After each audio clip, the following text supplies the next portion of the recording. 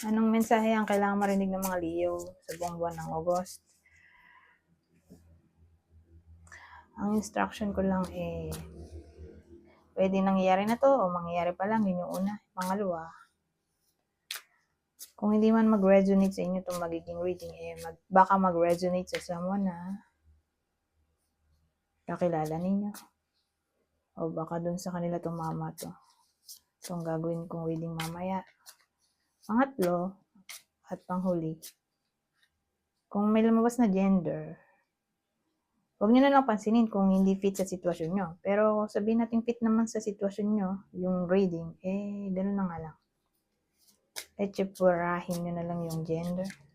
Pwede rin naman gawin nyo na lang masculine at feminine energy, yung gender.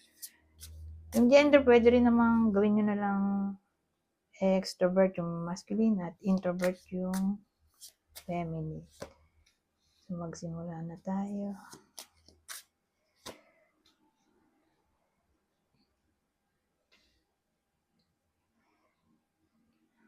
So, dito, may High Priestess tayo. At 5 of Wands. So, ano yan?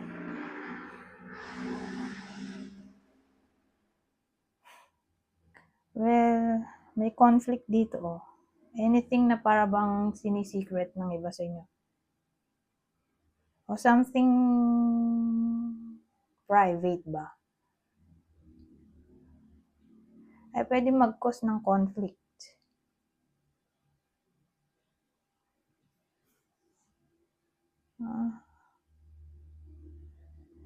So again, parang secret knowledge, anything na may kinalaman sa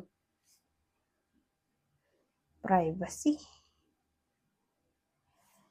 Ito, ay pwedeng pagaway.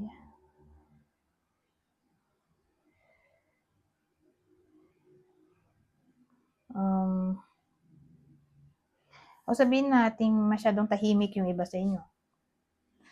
Parang dahil ganun lang, sa simpleng ganun lang, introvert ba? Hindi siya pala salita, hindi siya pala kwento, hindi siya masyadong nakikisalumuha. So, ang dating para bang negative feedback yun sa ibang tao. Tingin nila agad ay enemy ka kasi hindi ka nila ka-close. May case kasing gano'n. So, dito sa topic na to, yun yung pwedeng maging conflict. Yung pagiging silent ng iba sa inyo.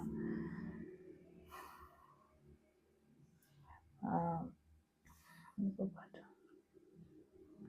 Ay, privilege. O, sabihin natin intuition. Intuition din yun eh. Sabihin natin may sasabihin yung iba sa inyo regarding intuition. Para bang mamasamain ng iba sa inyo. Mamasamain yung intuition ng iba sa inyo, ng ibang tao. Dahil lang, di sila naniniwala sa intuition nyo. So, again, intuition ay pwedeng maging cause ng conflict. Ngayon, ibang case ulit.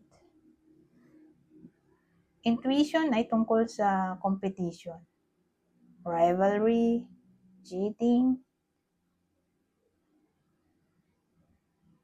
OMG.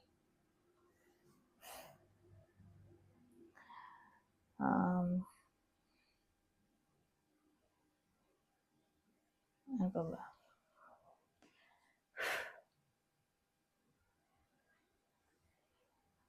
Well, ibang case naman.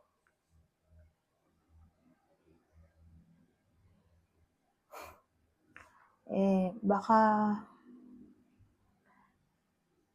ma-attract yung iba sa inyo sa someone natakaw gulo, di ba? Weird.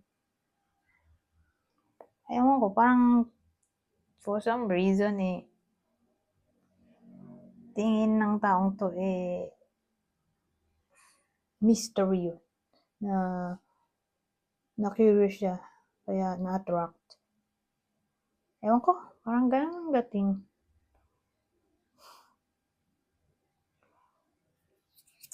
So, yan ang mga naisip ko. ma-attract sa someone na masyadong competitive. Ganun eh. Parang yun yung mystery dito.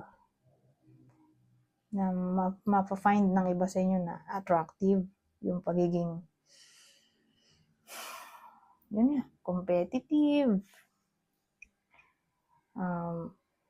Gusto ng challenge. Di ba may mga taong ganun? Na-attract sila sa someone na daredevil. Gusto ng anything na para bang dangerous. So,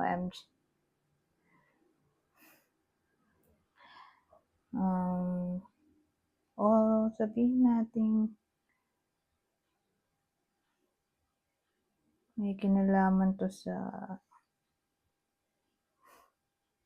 magiging good debater, di ba? So, dahil magaling siyang makipagdebate, ma-attract yung iba dun sa taong yon. Kasi, parang ma-attract siya dun sa intelligence. O, sabihin natin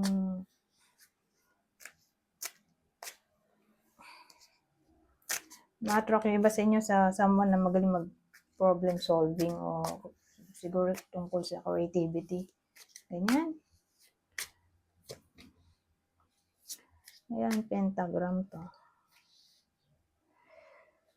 Oh, bakit may hug? Ano to? Bro tayo. Ito, pag nakita ko to, mukhang witch no? Pentagram. Ito kasi may, kinalaman sa parang protection. Protection sa evilness. Yun yung nakita ko sa internet dati. Hindi ako sure. Tama ba yun? Pero iba yung meaning niya dun sa creator. Ay, tama ba? Iba yung meaning niya dun sa creator.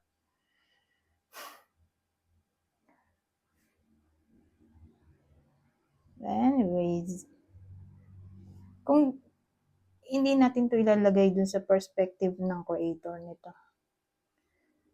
So, ito witch. Para sa akin, ito naman may protection. So, in-encourage ang iba sa inyo na mag-wear ng protection at ang protection ay sa pamamagitan nito. Pentagram.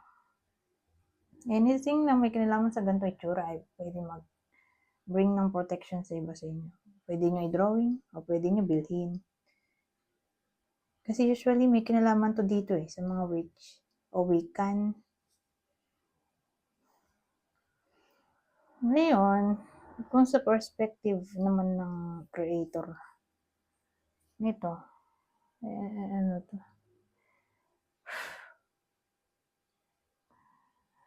Ano to? Para siyang scam. Ang dating sa akin. Scam pera. Ito, anything na may kinalaman sa maliciousness ito, material gain. So, either magiging evil yung iba sa inyo sa pera, magiging ganid, greedy. O, ito yung pwedeng ma-encounter ng iba sa inyo. Beware. Okay? Someone na greedy sa pera, baka i-encourage kayo sa investment. Yung pala yung investment na yun ay scam. Ngayon ko, baka ma-persuade yung iba sa inyo na mag-bet. O, i-risk ang pera nila for easy success kuno. So, yun. Yun lang masasabi ko. Ingatan ang pera.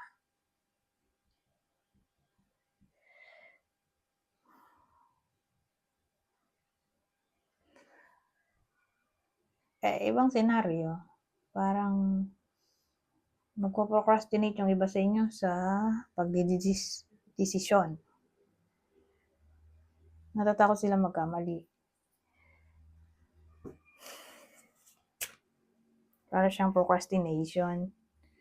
So, yung iba sa inyo ay baka maging ganito. So, August.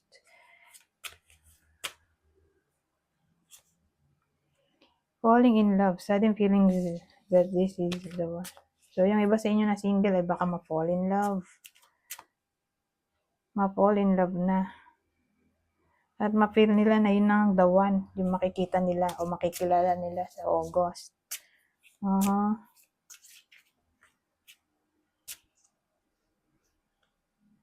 O baka naman pwede rin to sa in relationship. Na ma-feel nila na yun na talaga yung the one nila, yung karelasyon nila. Best friend, ano naman. Uy, falling in love sa best friend. Oh my God. So, best friend. Friendship is vital to your romance. Feelings deepen and blossom. May best friend tayo. Oh. So, sasabihin ko sana, tawag dito, magiging close yung friendship. Pero ito, super close naman. Kinis yung cheek. Sabagay, sabi naman dito, feelings deepen and blossom.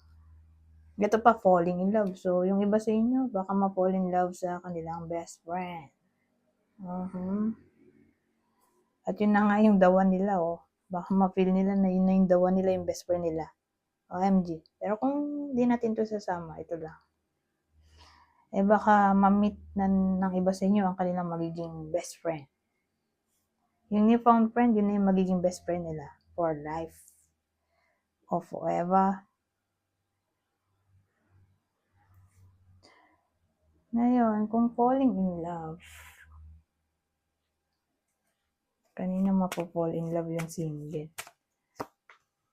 Sa Taurus, ano ba to? Dito na nga lang. Mapo-fall in love sa Taurus.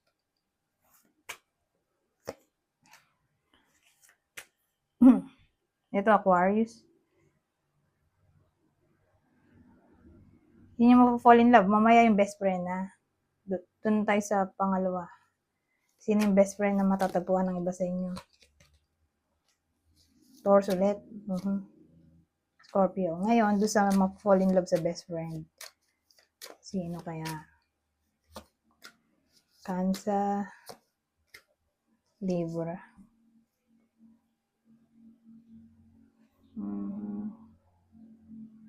Anyways.